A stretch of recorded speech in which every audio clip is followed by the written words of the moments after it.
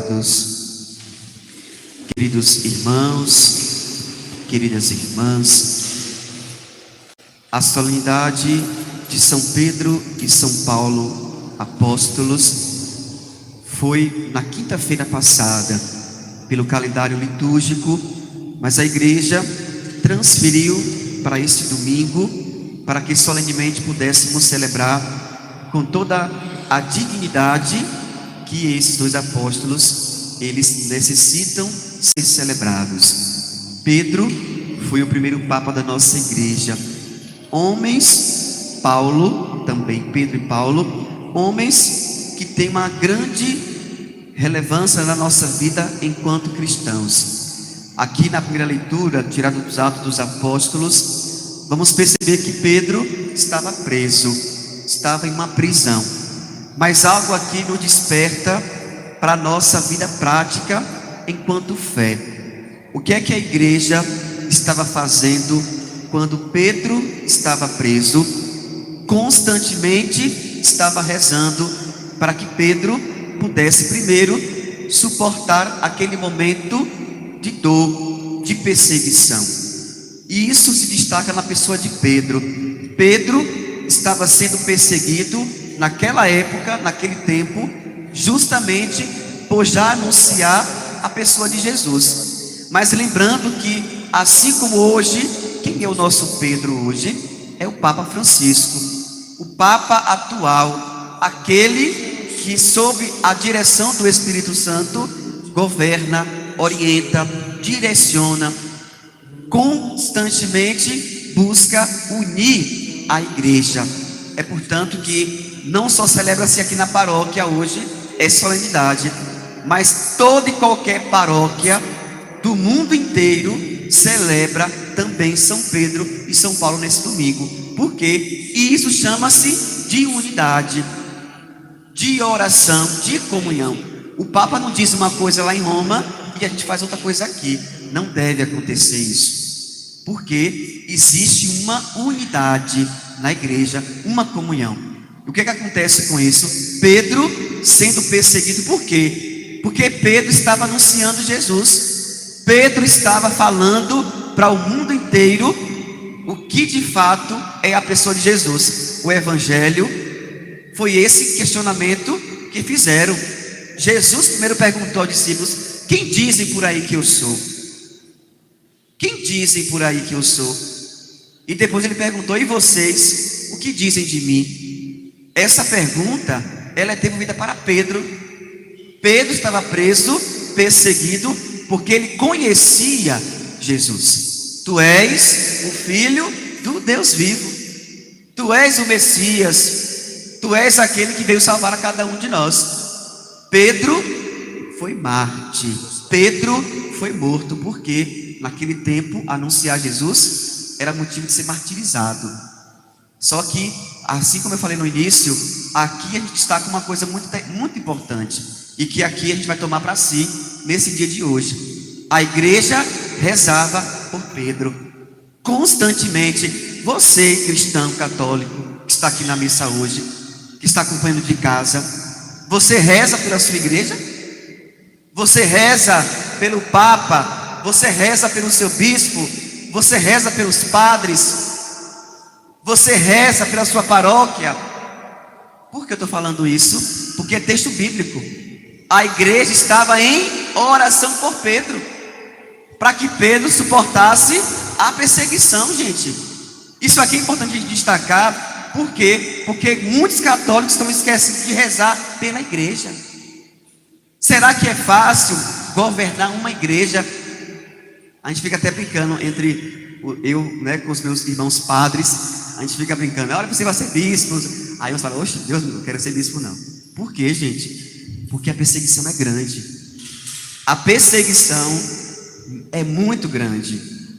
A perseguição é constante, porque estamos anunciando a verdade, e o mundo é contra esta verdade que Jesus anunciou.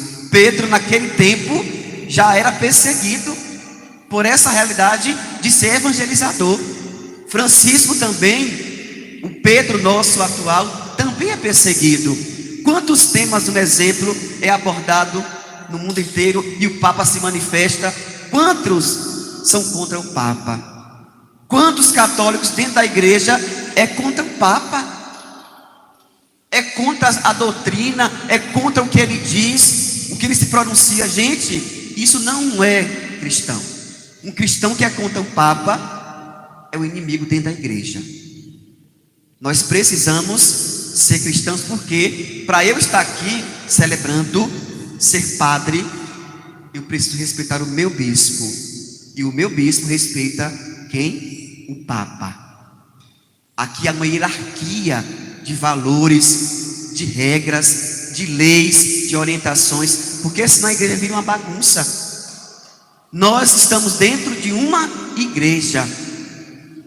Por que acontece isso? Porque a oração é constante. Reze pela sua igreja, reze pelo seu Papa, reze pelo seu bispo, reze pelos padres. Por quê? Para que a gente também faça experiência, assim como Pedro, mesmo de perseguição, mas o povo de Deus, os cristãos que é desta igreja, precisa zelar pela sua igreja. O padre Pedro Júnior, quando era meu reitor, ele sempre dizia isso para a gente no seminário. Ele falava assim: olha, vocês têm que ser pertencentes, sentir-se pertencente à igreja, à minha arquidiocese, à minha paróquia, à minha comunidade. Acho tão bonito nas comunidades, quando eu vou celebrar, que as pessoas têm um amor à sua comunidade, um amor à sua paróquia, à sua arquidiocese. Tem muitos cristãos que estão querendo uma igreja simplesmente só santa. Vamos rezar pelas perseguições que existem dentro dela.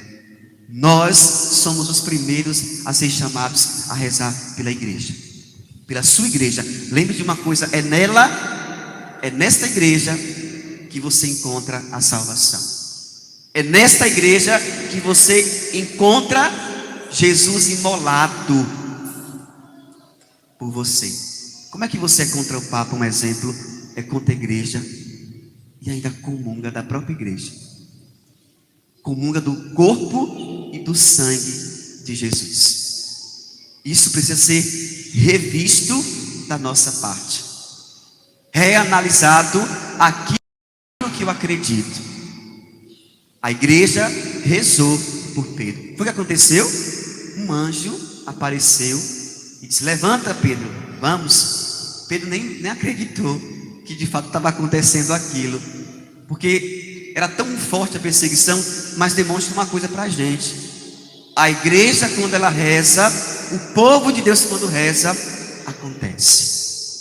O poder da oração na igreja é muito importante. Por quê, gente? Porque se a gente constantemente rezasse, constantemente pela igreja, eu acredito que muitas perseguições já tinham sido destruídas, muitas correntes já tinham sido abertas. Porque assim como a igreja também é perseguida, o cristão também é. Você, cristão, também é perseguido nos mínimos detalhes da sua vida, da sua caminhada. Muitos aqui é perseguido porque está aqui agora. Por que você vai à missa? Eu não acredito na missa, eu não acredito na Eucaristia. Quantos não entendem porque estamos aqui? Mas aí eu digo, né? Existem certas respostas que devem ficar no nosso coração. A nossa atitude, o nosso crer é muito para além de uma resposta, é uma vivência. Eu sei porque eu estou aqui, você sabe porque está aqui, você sabe o que é a igreja, é por isso que você está aqui.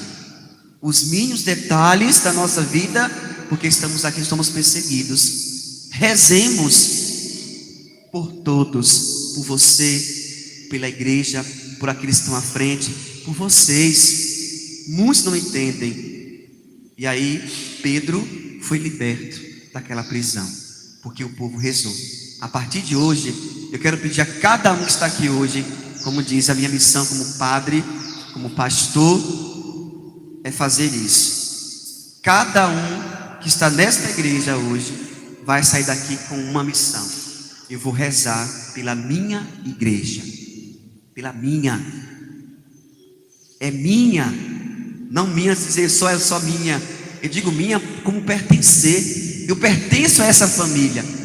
Eu pertenço a esta minha família chamada Igreja Católica Apostólica Romana, porque ela me acolhe, ela me ama, ela me batizou, ela me dá de comer todos os dias, na palavra e na Eucaristia. Paulo, esse outro apóstolo, que escreve para Timóteo esta carta muito bonita, é outra coluna importante para a igreja. É essa coluna que também nos ampara dentro desta realidade tão bonita. Paulo, ele disse: quanto a mim, já estou para ser derramado em sacrifício. Aproxima-se o momento da minha partida. Combati o bom combate, completei a corrida, guardei a minha fé.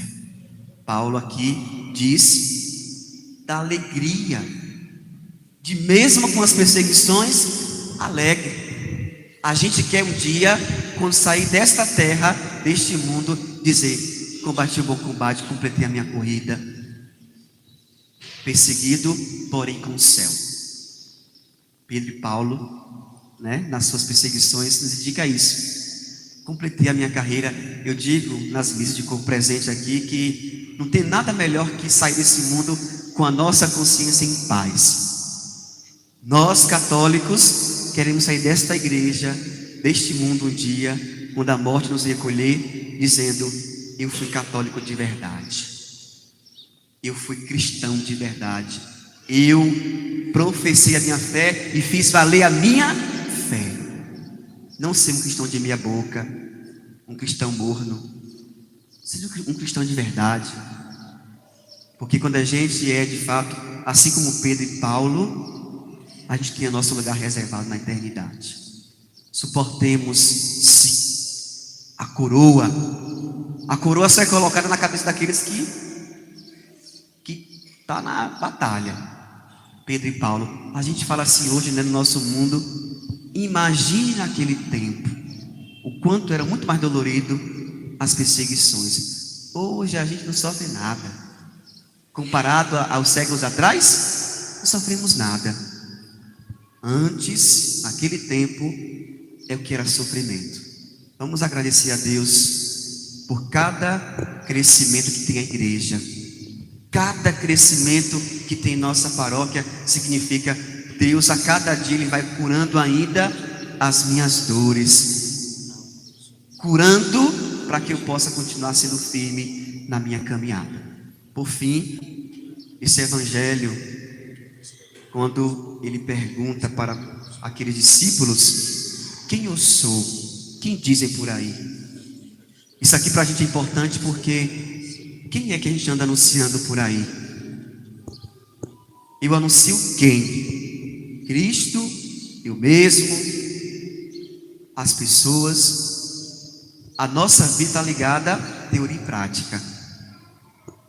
Essa pergunta de Jesus para os discípulos é importante, porque ele nos faz ir de fato na resposta dentro de nós. O que é por aí que comentam de mim, trocando em outras palavras, E aí os discípulos recolheram as informações e disseram. Mas aí depois ele vem para mim e pergunta: e você, Padre Anderson? Quem eu sou para você? Essa é uma pergunta, vamos dizer, uma pergunta de uma oração diária, uma oração pessoal. Quem eu sou para você? Andréia, Nise, Zoreia, Ana Beatriz, Luciária. Aqui só são os nomes que eu estou trazendo como exemplo. Mas ele pergunta a cada um que está aqui hoje: quem eu sou para você, meu filho? Simão, ele respondeu. E ele disse: feliz és tu, porque não foi um homem que te revelou, mas foi o próprio Deus que revelou a ele quem ele era. A gente só pode falar daquilo que a gente conhece. Se a gente prega Jesus sem conhecer Ele, é vazio. A nossa vida é vazia. Eu preciso conhecer Jesus. Se eu não me aproximar dele na minha vida, na igreja, nos sacramentos, na confissão, eu não posso falar quem é Ele. E Ele vai se revelando a nós todos os dias. nos detalhes mínimos da nossa vida, inclusive nas perseguições. Deus se revela a nós muito simples, porque para a gente tornar Ele conhecedor, não só para mim, mas para as pessoas. Pedro e Paulo foram seguir Jesus, não para si só, mas para o mundo. Cristo precisa ser anunciado e conhecido pelas pessoas através da gente. A nossa vida tem que ser anúncio. Por quê, gente? Lá no céu é Ele que vai me reconhecer. Como nós falamos ontem, no final é eu e Deus. No final de tudo é eu e Ele. Peçamos a Deus a graça de sermos católicos, cristãos, que reza pela igreja, que ama a sua igreja. E o mais bonito, para finalizar, é que ele diz: o poder do inferno jamais irá prevalecer na igreja, porque a igreja é de Cristo. O inimigo pode até rondar, mas ele não vence nunca, porque a igreja é do ressuscitado. Que a gente possa todos os dias amar esta igreja. Amar. Ame o seu Papa, ame o seu bispo, ame os padres. Porque, gente, é na pessoa deles que Cristo age. Louvado seja Deus por todas essas vidas. Louvado seja Deus pela vida de Pedro, de Paulo, de tantos, Santa Bárbara, que também foi mártir, tantos santos da nossa igreja que deram a sua vida para a gente hoje. Sabe por que a gente conhece a igreja hoje? Por conta deles. A gente conhece a igreja por conta dos apóstolos, dos discípulos, porque a gente chega hoje e encontra isso tudo escrito, bonito. Louvado seja Deus pela vida desses apóstolos, Pedro e Paulo. Creio em Deus Pai.